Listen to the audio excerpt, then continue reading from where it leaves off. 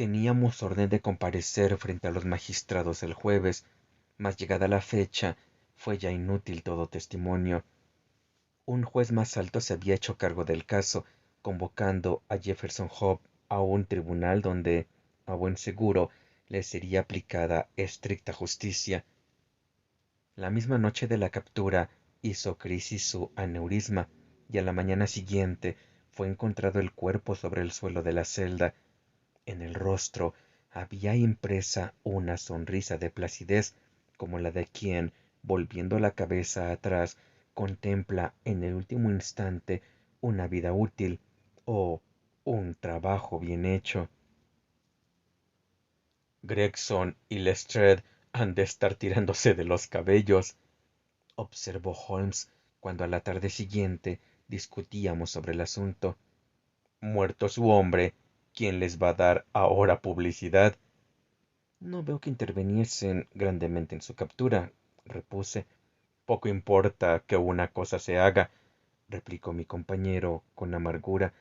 La cuestión está en hacer crecer a la gente que la cosa se ha hecho. Mas vaya lo uno por lo otro, añadió poco después, ya de mejor humor. No me habría perdido la investigación por nada del mundo. No alcanzo a recordar caso mejor que este. Aun siendo simple, encerraba puntos sumamente instructivos. ¿Simple? Exclamé. Bien, en realidad, apenas si admite ser descrito de distinto modo, dijo Sherlock Holmes, regocijado de mi sorpresa. La prueba de su intrínseca simpleza está en que, sin otra ayuda que unas pocas deducciones, en verdad nada extraordinarias, puse mano al criminal en menos de 3 días. Cierto, dije. Ya le he explicado otras veces que en esta clase de casos lo extraordinario constituye, antes que un estorbo, una fuente de indicios. La clave reside en razonar a la inversa, cosa, se ha dicho de paso, tan útil como sencilla, y poquísimo practicada. Los asuntos diarios nos recomiendan proceder de atrás adelante, de donde se echa en olvido la posibilidad contraria. Por cada 50 individuos adiestrados en el pensamiento sintético, no encontrará usted arriba de uno con talento analítico.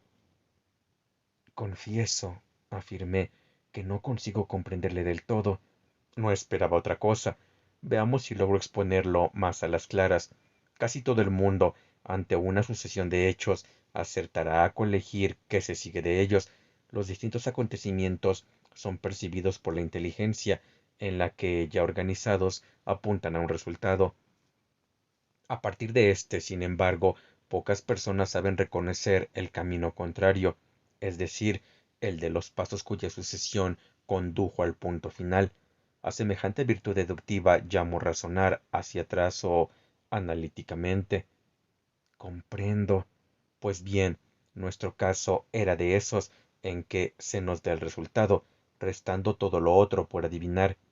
Permítame mostrarle las diferentes fases de mi razonamiento. Empecemos por el principio. Como usted sabe, me aproximé a la casa por mi propio pie, despejada la mente de todo supuesto o impresión precisa. Comencé, según era natural, por inspeccionar la carretera, donde, ya se lo he dicho, vi claramente las marcas de un coche, al que por consideraciones puramente lógicas supuse llegado allí de noche, que era en efecto un coche de alquiler, y no particular. Quedaba confirmado por la angostura de las rodadas. Los caballeros en Londres usan un cabriolé, cuyas ruedas son más anchas que las del carruaje ordinario. Así di mi primer paso. Después atravesé el jardín, siguiendo el sendero, cuyo suelo arcilloso resultó ser especialmente propicio para el examen de huellas. Sin duda, no vio usted sino una simple franja de barro pisoteado, pero a mis ojos expertos cada marca transmitía un mensaje pleno de contenido. Ninguna de las ramas de la ciencia detectivesca es tan principal ni recibe tan mínima atención como esta de seguir un rastro. Por fortuna, siempre lo he tenido muy en cuenta, y un largo adiestramiento ha concluido por convertir para mí esta sabiduría en segunda naturaleza. Reparé en las pesadas huellas del policía, pero también en las dejadas por los dos hombres que antes habían cruzado el jardín. que eran las segundas más tempranas, quedaba palmariamente confirmado por el hecho de que a veces desaparecían casi del todo bajo las marcas de las primeras. Así, arribé a mi segunda conclusión, consistente en que subía a 2 el número de los visitantes nocturnos, de los cuales uno, a juzgar por la distancia entre pisada y pisada, era de altura más que notable, y algo petimetre el otro, según se echaba de ver por las menudas y elegantes improntas que sus botas habían producido. Al entrar en la casa, obtuve confirmación de la última inferencia. El hombre de las lindas botas yacía delante de mí. Al alto, pues, procedía imputar el asesinato, en caso de que éste hubiera tenido lugar. No se veía herida alguna en el cuerpo del muerto, mas la agitada expresión de su rostro declaraba transparentemente que no había llegado ignaro a su fin. Quienes perecen víctimas de un ataque al corazón o por otra causa natural y súbita jamás muestran esa apariencia desencajada. Tras aplicar la nariz a los labios del difunto, detecté un ligero olor acre y deduje que aquel hombre había muerto por la obligada ingestión de veneno. Al ser el envenenamiento voluntario, pensé, no habría quedado impreso en su cara tal gesto de odio y miedo. Por el método de exclusión, me vi, pues, abocado a la última hipótesis que autorizaban los hechos. ¿No cree usted que era aquella en exceso peregrina? La administración de un veneno por la fuerza figura no infrecuentemente en los anales del crimen. Los casos de Dolsky en Odessa y el de Leturier en Montpellier acudirían de inmediato a la memoria de cualquier toxicólogo. A continuación, se suscitaba la gran pregunta del por qué. La rapiña quedaba excluida, ya que no se echaba ningún objeto en falta. ¿Qué había entonces de por medio? ¿La política? ¿Quizá una mujer? Tal era la cuestión que entonces me inquietaba. Desde el principio me incliné por lo segundo. Los asesinos políticos se dan grandísima prisa a escapar una vez perpetrada la muerte. Esta, sin embargo, había sido cometida con flema notable, y las 1000 huellas dejadas por su amor a lo largo y ancho de la habitación declaraban una estancia dilatada en el escenario del crimen. Sólo un agravio personal, no político, acertaba a explicar tan sistemático acto de venganza. Cuando fue descubierta la inscripción en la pared, me confirmé aún más en mis sospechas. Se trataba, evidentemente, de un falso señuelo. El hallazgo del anillo zanjó la cuestión. Era claro que el asesino lo había usado para traer a su víctima el recuerdo de una mujer muerta o ausente. Justo entonces pregunté a Gregson si en el telegrama enviado a Cleveland se inquiría también por cuanto hubiera de peculiar en el pasado de Drever. Fue su contestación, lo recordará usted, negativa. Después procedí a un examen detenido de la habitación, en el curso del cual di por buena mi primera estimación de la altura del asesino, y obtuve los datos referentes al cigarro de Triconópoli y a la largura de sus uñas. Había llegado ya a la conclusión de que, dada la ausencia de señales de lucha, la sangre que salpicaba el suelo no podía proceder sino de las narices del asesino, presa seguramente de una gran excitación. Observé que el rastro de la sangre coincidía con el de sus pasos. Es muy difícil que un hombre, a menos que posea gran vigor, pueda fundir, impulsado de la sola emoción, semejante cantidad de sangre, así que aventuré la opinión de que era el criminal un tipo robusto y de faz congestionada. Los hechos han demostrado que iba por buen camino. Tras abandonar la casa, hice lo que Gregson había dejado de hacer. Envié un telegrama al jefe de policía de Cleveland, donde me limitaba a requerir cuantos detalles se relacionasen con el matrimonio de Enoch Drever. La respuesta fue concluyente. Declaraba que Drever había solicitado ya la protección de la ley contra un viejo rival amoroso, un tal Jefferson Hobb, y que este Hobb se encontraba a la sazón en Europa. Supe entonces que tenía la clave del misterio en mi mano y que no restaba sino atrapar al asesino. Tenía ya decidido que el hombre que había entrado en la casa con Drever y el conductor del carruaje eran uno y el mismo individuo. Se aparecían en la carretera huellas que sólo un caballo sin gobierno puede producir.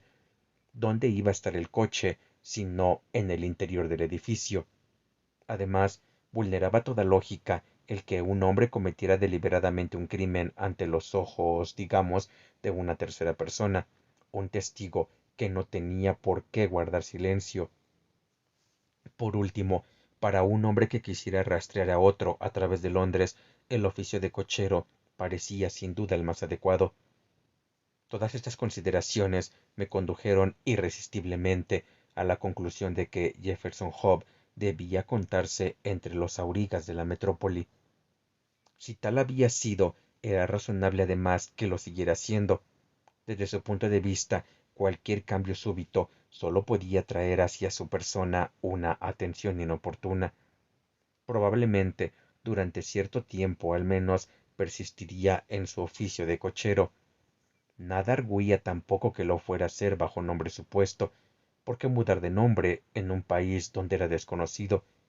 Organicé, por tanto, mi cuadrilla de detectives vagabundos, ordenándoles acudir a todas las casas de coches de alquiler hasta que dieran con el hombre al que buscaba.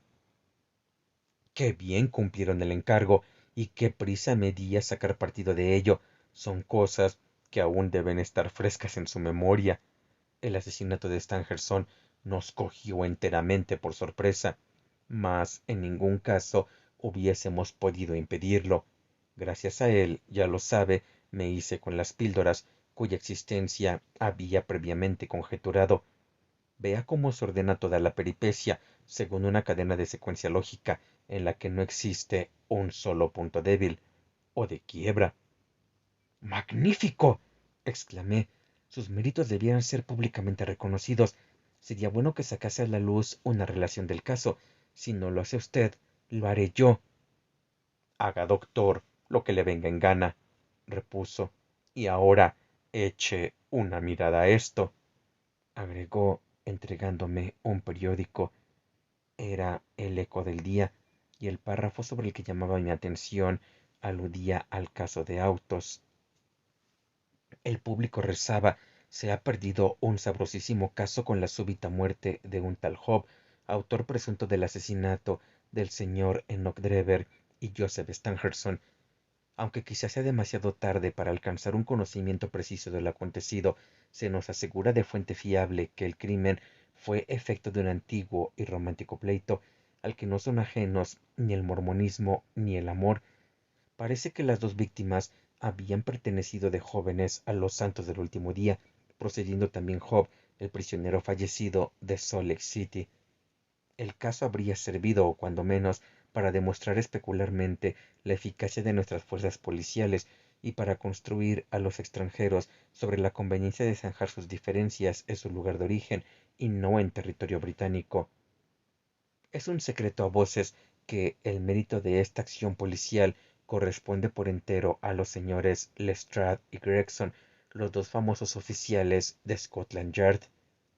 El criminal fue capturado, según parece, en el domicilio de un tal Sherlock Holmes, un detective aficionado que ha dado ya ciertas pruebas de talento en ese menester, talento que acaso se había estimulado por el ejemplo constante de sus maestros. Es de esperar que, en prueba del debido reconocimiento a sus servicios, se celebre un homenaje en honor de los dos oficiales. No se lo dije desde el comienzo, exclamó Sherlock Holmes con una carcajada.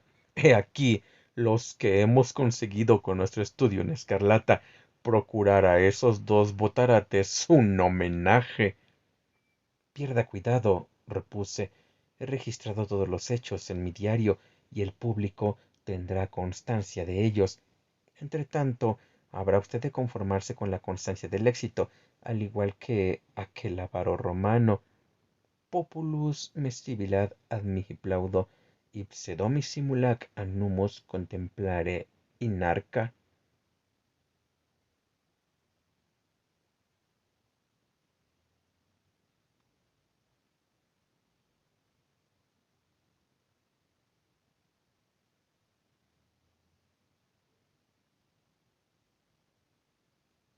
Conclusión.